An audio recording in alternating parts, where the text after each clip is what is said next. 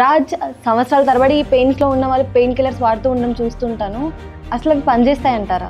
చందన, అసలు ఆయుర్వేదం అయినా, హోమియోపతి అయినా, నేచర్ మేడ్ పిల్ అయినా, సింథటిక్ ల్యాబ్ మేడ్ పిల్ అయినా, ప్రపంచంలో ఎంత పెద్ద డాక్టర్ అయినా కూడా పెయిన్ ఉంటే చాక్లెట్లు ఎప్పుడు పెయిన్ కిల్లర్ ఇస్తారు. బ్యాక్ పెయిన్ అయితే మా దగ్గర గాబాపెంటిన్లు, ప్రెగాబలిన్లు వాడి 100 నుంచి 800 mg వాడినా కూడా పెయిన్ తగ్గకుండా వస్తారు మా దగ్గరికి. అండ్ నేను మీకు ఒక షాకింగ్ విషయం చెప్తాను చూడండి.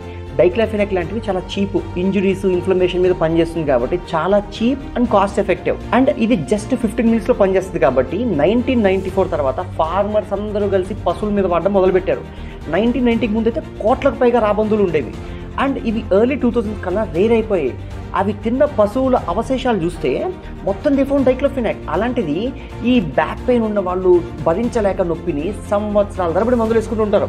అండ్ ఇయర్స్ కొద్దీ ఉండే పెయిన్కి కేవలం 45 minutesలో మా దగ్గర రిలీఫ్ ఉంటుందంటే జనాలు యాక్చువల్లీ ఆశ్చర్యపోతుంటారు అనమాట.